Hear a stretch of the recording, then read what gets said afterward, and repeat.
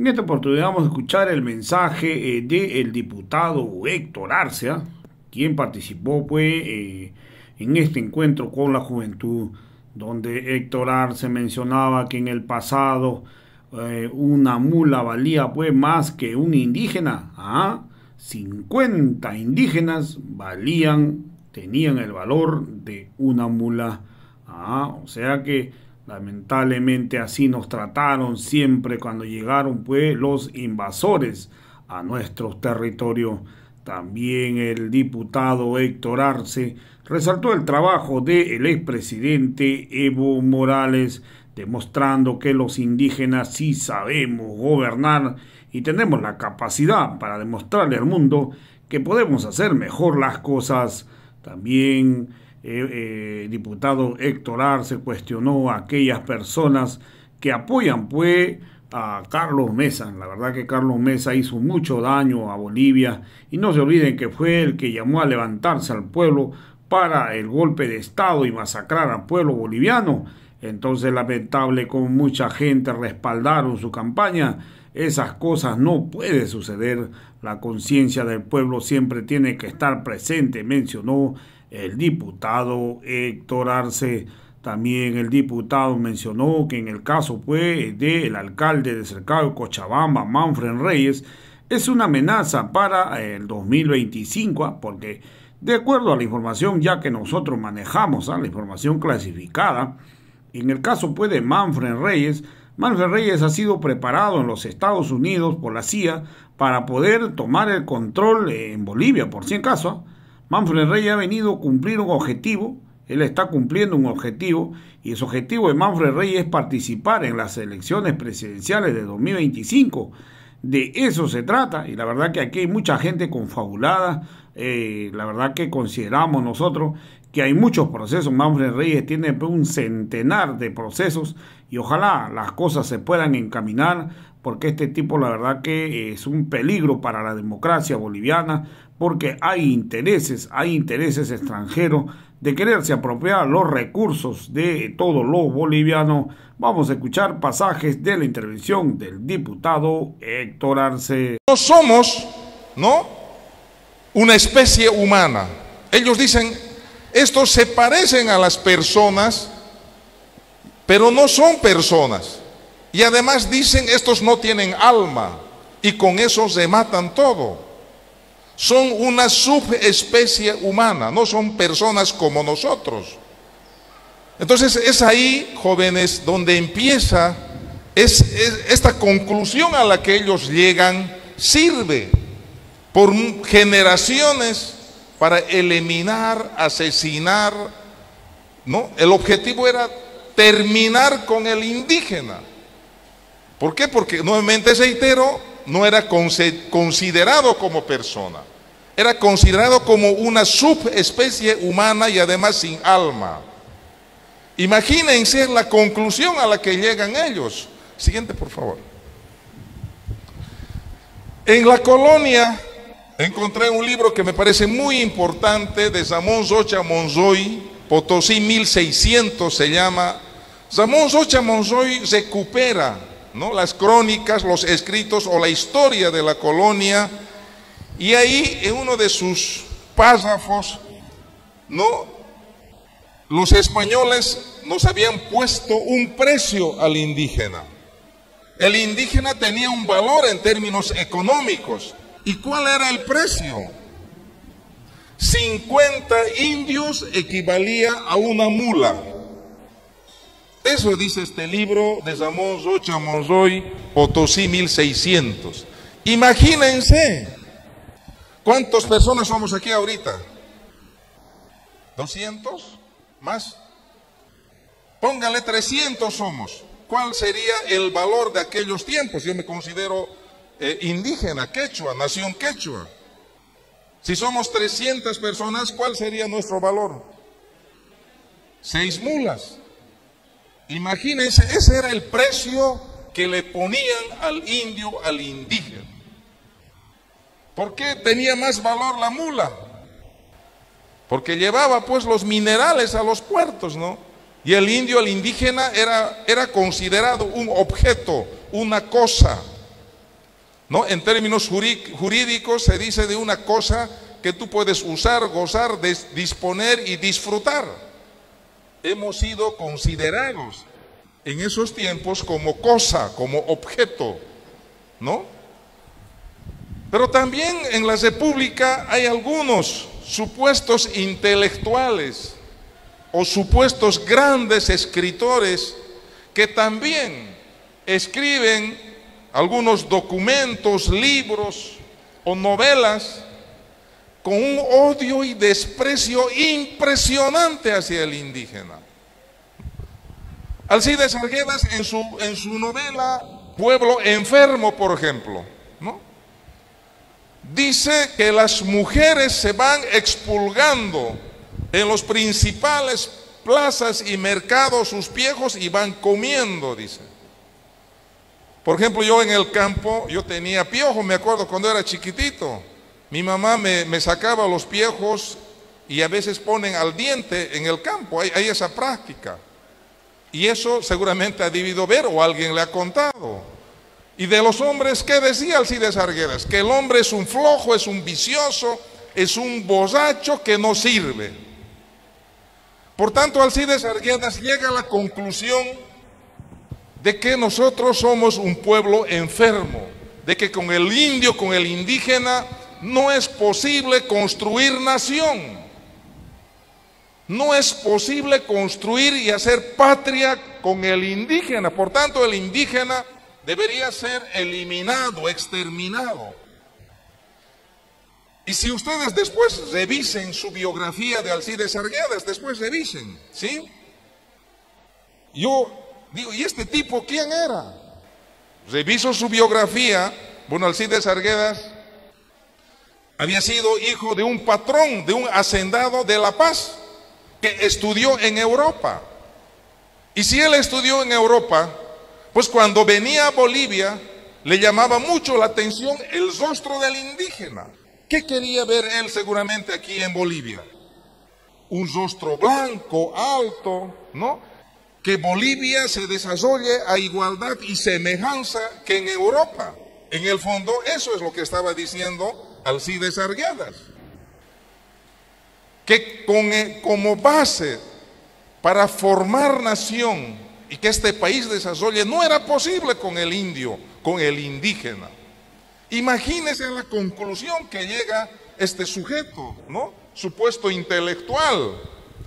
Gabriel Zené Moreno lo mismo escribe, que hoy inclusive lleva su nombre a la Universidad de Santa Cruz, que en resumen nos dice que los indígenas o el indio tiene que morir en la planta de la mano de un blanco. Eso escribe. O sea, nuevamente, Gabriel Zené Moreno también llega a la conclusión de que no es posible construir nación, una patria fuerte, grande, en base al indio. Grave la conclusión a la que él también llega. Siguiente, por favor. Pero hay un escritor que nos defiende, ¿no? Franz Tamayo. Franz Tamayo nos defiende a los indios, a los indígenas en cierta manera, y dice que ustedes están equivocados. El indio, el indígena es una raza fuerte, ¿no? Pero sí, dice, hay que incorporar en los procesos de educación. Por supuesto, tenía razón.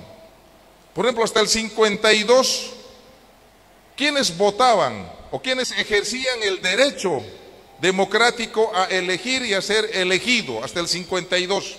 Les pregunto. Los que sabían leer y los que pagaban impuestos. Esos ejercían ese derecho. Imagínense. Y 52 no es hace mucho. Solamente las personas que pagaban impuestos o que sabían leer y escribir ejercían el derecho democrático. Entonces, él dice que hay que incorporar a los indígenas en la educación. Y en base a ellos vamos a construir una patria fuerte, una nación fuerte. Eso entiendo yo del mensaje que da, por ejemplo, Franz Tamayo. Y desecha esa teoría jóvenes, de que el indígena no sirve. Y pues él tenía razón, jóvenes.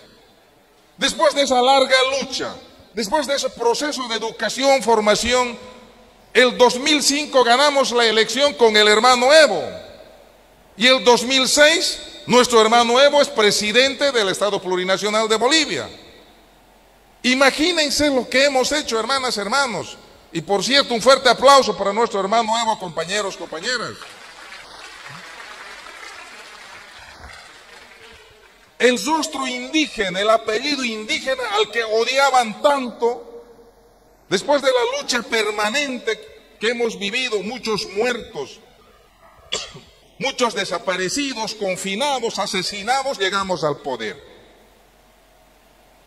Entonces lo que hemos hecho no es poco, y eso es lo que no les gusta hoy, jóvenes, a la derecha, a estos neoliberales.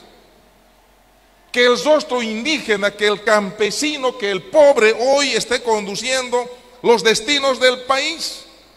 Seguramente ustedes a través de las redes sociales o informativos han visto los actos del 6 de agosto. Cuando el hermano Lucho entraba a Palacio, a la asamblea, y ahí estaba el poncho, la pollera, la barca, sombrero, estaba ahí en una fila y los recibían a nuestro hermano Lucho. Ese es el dolor que ellos sienten. ¿Se imaginan? Porque ellos no aceptan eso, no van a aceptar nunca. Siguiente, por favor. En todo este tiempo, algún derecho para lograr alguna conquista jamás ha sido una concesión gratuita de algún gobierno, jóvenes. Ha sido una permanente y constante lucha de generaciones, años, meses, huelgas de hambre, marchas, bloqueos de meses. Hemos perdido a nuestros seres queridos para lograr esos derechos precisamente. Si recordamos, por ejemplo, el 67, Vasientos, ¿qué querían los mineros? Que simplemente se respeten los derechos de un trabajador. ¿Qué hace Vasientos? Manda militares y los asesina en las minas a los mineros. Banzer, el 74, Banzer es presidente del 71 al 78. Por los libros que yo he podido leer, Banzer es recordado como uno de los peores y sanguinarios presidentes que ha tenido Bolivia. Banzer. Tantos muertos en esa gestión, cientos de desaparecidos, confinados. ¿Y saben qué? El 97 nos dictar, Banzer vuelve democráticamente. 97. El 97 se presenta Banzer para una elección democrática y vuelve a ganar Banzer. Eso no es ser cuerudo, jóvenes. Hay que ser masoquista. Mire, a los pocos años vuelve y gana una elección democrática Banzer. ¿Cómo la mente es tan frágil? ¿Cómo nos podemos olvidar, no? Ustedes son jóvenes, ¿no? A veces su ex lo traiciona y después lo vuelven a perdonar. Es lo mismo esto, jóvenes, ¿no? Banzer era tan sanguinario, no un enano, ese enano pequeño es Banzer. Después de haber cometido atrocidades contra el pueblo boliviano, los mismos que han sufrido, llorado, vuelven a votar para Banzer. Eso no puede volver a suceder en estos tiempos, jóvenes. Después, bueno, aquí viene el hermano Evo marchando, meses de marcha, ¿no? Desde el trópico hasta La Paz. Tenemos aquí Febrero Negro, enfrentamiento entre policías y militares, 36 muertos en La Paz. La guerra del gas, creo que son 76 muertos del 2003 en octubre. ¿Y sabe quién era el vicepresidente de Goni en 2003? ¿Quién era vicepresidente? ¿Quién? Eso, Mesa. Ah, no, no es esta Mesa, no, de Carlos Mesa. Él era vicepresidente de GONI. Y ahora la gente vuelve a votar para Carlos Mesa. Oiga, grave, ¿no? Muchas realmente hay que ser bien cuerudo. Hay que ser dañino para votar por él, porque esa gente que han votado por él no quiere el bienestar del país, no quieren dejar un futuro para nuestros hijos, para nuestros nietos. Carlos Mesa siempre ha estado involucrado en actos de dolor, de llanto, de muerte. Y la gente vuelve a votar por Carlos Mesa. ¿Se acuerdan cuando dijo, o voy preso o voy a la presidencia? ¿Se acuerdan? Ese era su deseo. No ha llegado a la presidencia porque es un frustrado y fracasado político. ¿Dónde debería estar entonces Carlos Mesa? Claro, en la cárcel. Ese era su deseo. No con su frase de fraude monumental. Entonces, jóvenes, a veces yo digo, no sé cómo nos podemos olvidar hechos tan tristes, tan dolorosos, que seguramente va a ser recordado por la historia, ¿no?, del país como los periodos más negros y oscuros por el que hemos vivido. No puede volver a repetirse lo que ha pasado el 2019, jóvenes. Los que hemos estado en la dirigencia, hemos sido correteados, amenazados, amedrentados, y hemos visto tanto dolor. Ahí estaba Carlos Mesa y la gente vota por Carlos Mesa. Imagínense.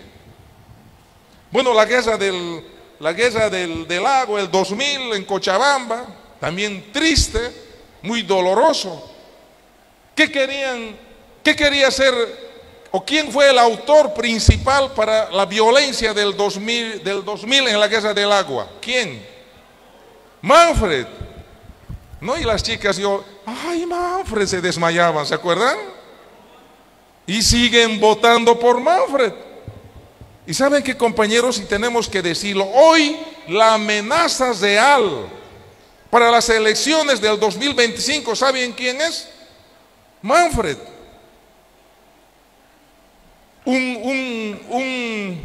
En quechua decimos suatapa, ¿no ve? Pero la gente sigue. Y todavía además ilegal, un candidato trucho que no ha cumplido los requisitos y al final manipula a los vocales del Tribunal Supremo Electoral. Si están grabando igual no tengo miedo porque es la verdad. ¿No? 4 vocales del Tribunal Supremo Electoral de La Paz lo habilitan de manera oficiosa.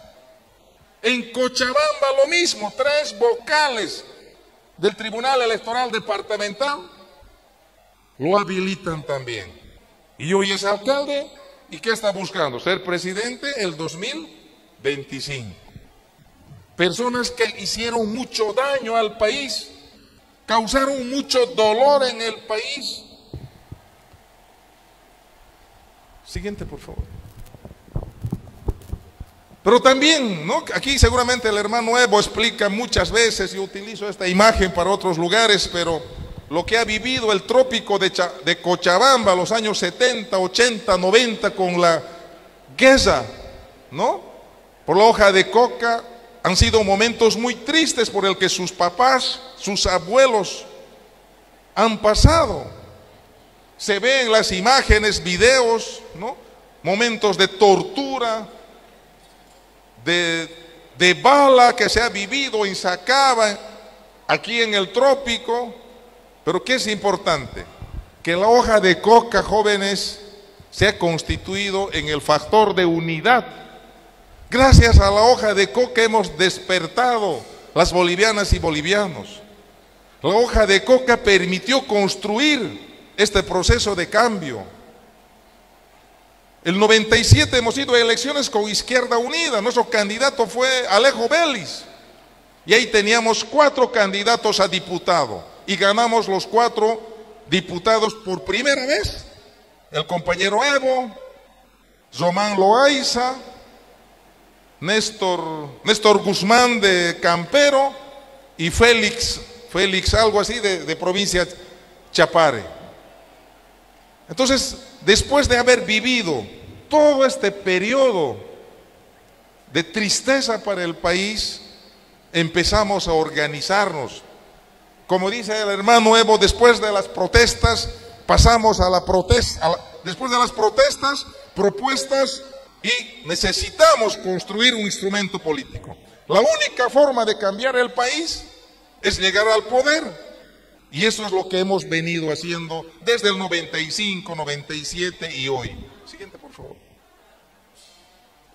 Entonces, compañeros, al fin logramos formar nuestro instrumento político.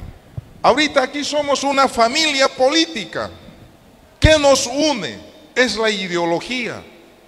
Es la búsqueda del bienestar común, del bienestar colectivo. A nosotros nos interesa que las mayorías vivan bien. A nosotros nos debe interesar que la gente tenga platita en su bolsillo, que su estómago tenga comidita. Eso nos interesa. Pero a la derecha, a la oposición, ¿qué le interesa?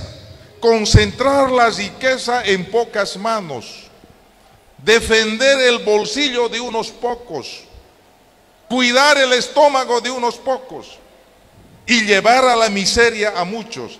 Esa es la gran diferencia entre ellos y nosotros. Nosotros somos los que recuperamos las empresas estratégicas. Nosotros somos los que recuperamos los recursos naturales. Ellos son expertos, son los privatizadores por excelencia, son los que regalan y rifan nuestras empresas, nuestros recursos naturales.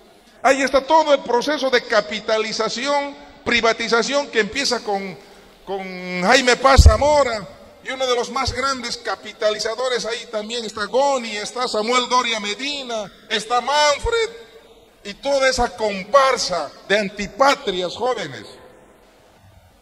Ellos regalan, buscan la riqueza de unos pocos, a nosotros no. Recuperamos eso, para que ese excedente que genera el Estado vuelva al pobre, a las familias, en programas y proyectos.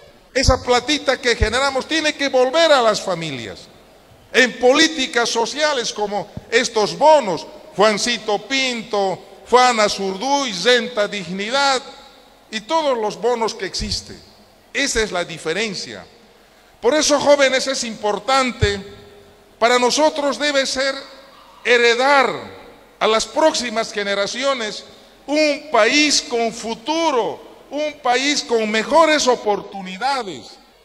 Por eso tenemos que luchar nosotros.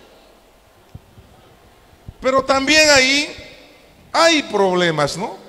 En esta familia política incluso se nota más a partir del 2019.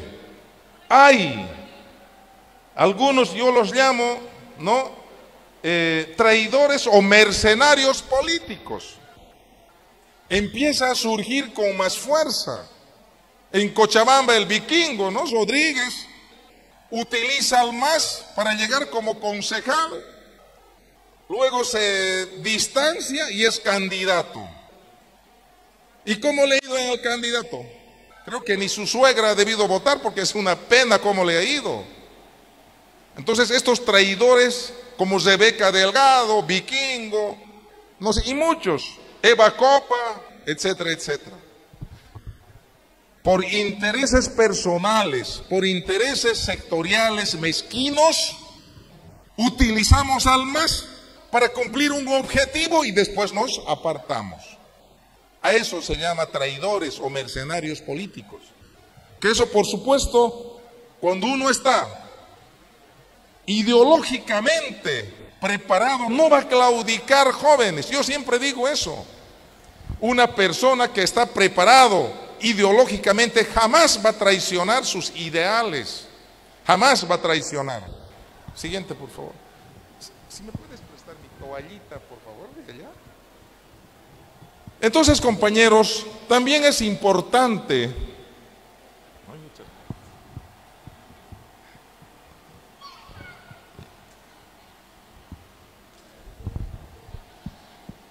todo el periodo de la colonia hemos sido maltratados. En la República, de igual forma, hemos sido ultrajados. En la actualidad, ha sido frecuente escuchar lo que les decía. Por ejemplo, yo digo aquí, para mí el Estado era uno de los primeros discriminadores. ¿Qué le ponen ahí en una hoja membretada aquí? Dice Ministerio de Asuntos Campesinos.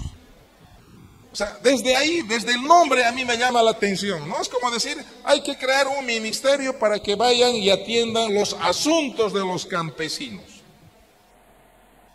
¿no? Desde ahí yo me doy cuenta, o sea, el Estado era, jóvenes, y les doy una pequeña prueba. ¿Qué nos dice Áñez? El año pasado, en enero, cuando asume, en la inauguración del año judicial, Áñez dice que se debe evitar que se tornen los salvajes al poder. O sea, una golpista, ¿no? En la inauguración del año judicial en Sucre nos llama, ¿a quiénes llama salvajes? A los masistas. ¿Qué dice el diccionario conceptualmente de salvaje? ¿Qué significa un salvaje? ¿O cómo definimos a un salvaje? ¿Qué dicen, compañeras? Si se dice en el diccionario, salvaje es un animal de monte sin domesticar. Eso es un salvaje.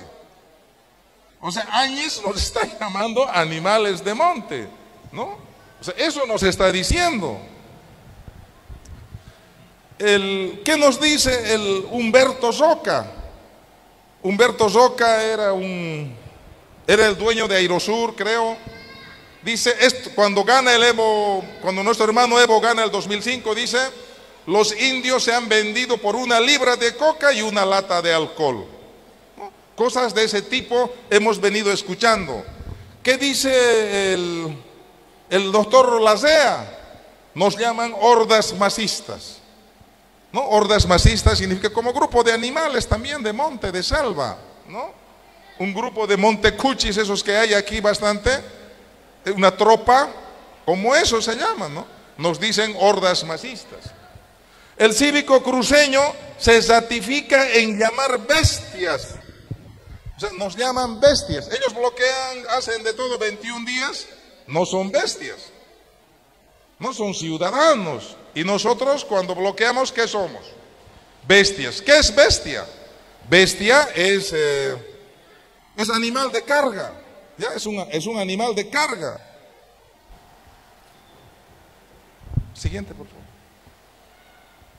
A ver, el Pope, candidato a alcalde de Chuquisaca, ¿qué nos dice? Malnacidos. El candidato a alcalde de Chuquisaca en estas elecciones subnacionales nos llama malnacidos. O sea, ¿qué entendemos por malnacido? Yo entiendo que es un ser despreciable, que esa persona que ha venido a este mundo es una desgracia. O sea, si ustedes ven, los españoles cuando llegan nos llaman animales. En estos tiempos nos siguen llamando animales, ¿no? El Monseñor Gualberti, en una misa, en su reflexión, ¿qué nos dice? Que hay que expulsar a estos demonios de estas tierras. Demonios, yo entiendo por demonio, me decía mi abuelita, que es el diablo, ¿no ve? Que tiene cuernos y cola. Eso me decía mi abuelita, ¿no? Y a Evo Morales le dicen de todo, incluso a mí también la asambleísta Beramendi un día me dice que deje de ser salvaje, que deje de ser bestia. Le inicio una demanda, le gano en el proceso, la juez le dice discúlpate. Sí, señor Arce, 1000 disculpas, no es lo que usted está pensando. Yo quería decirle que usted es un verdadero bestia, me dice, ¿no? Entonces, compañeros, compañeras, todos estos hechos se van repitiendo. Nuevamente se ve actos discriminatorios y racistas como en el pasado, hoy con mucha fuerza. ¿Por qué? Ahí tenemos que entender. Porque ellos no aceptan y no van a aceptar nunca que el campesino, que el pobre, que el indígena sea pues presidente, sea gobernador o sea alcalde. Ese es el tema de fondo. Ellos creen y consideran que la democracia está reservado para ellos.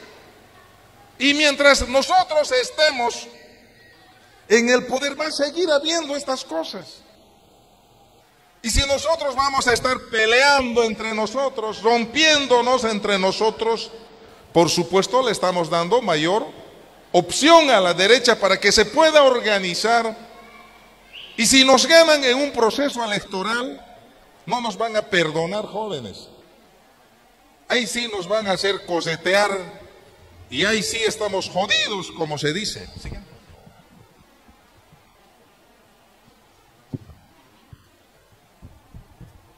Entonces, ¿qué es importante? ¿Qué tiene que estar claro para nosotros?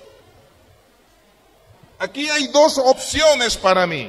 Aquí está la derecha y estamos nosotros. Hay dos opciones, no hay más. Aquí no hay, si yo soy medio del centro, soy neutro, no hay. O eres de la derecha o eres masista, así de sencillo. Y sabemos quiénes están aquí. Aquí están, jóvenes, todos esos chapipartidos o michipartidos, creo que en esa baleta de mercado los llama taxipartidos. Todos están en esa bolsa porque todos piensan igual. Estos son estos vendepatrias, antipatrias, que nunca han tomado decisiones políticas para mejorar la vida del pueblo boliviano. Estos han defendido siempre a esas logias, a unos cuantos jóvenes. Estos no tienen un proyecto de país para mejorar la vida de nosotros. Estos no tienen un programa alternativo frente al MAS, no tienen. Estos son esos que siempre cotearon, que siempre pactaron. Todos estos están aquí. Aquí está Carlos Mesa, está Camacho, está Calvo, está Manfred, está Doria Medina, está todos. Y por el otro lado estamos nosotros. Nosotros hemos transformado, jóvenes, la vida de las bolivianas y bolivianos. Eso hemos visto en estos últimos 14 años con el hermano Evo y ahora con el hermano Lucho. Nos está costando salir de ese gobierno devastado que nos dejaron con el hermano Lucho. Nos dejaron un gobierno desorganizado, desinstitucionalizado, destrozado. Nosotros hemos cambiado el país, hemos mejorado la vida de las bolivianas y bolivianos. Por tanto, aquí o son ellos o somos nosotros.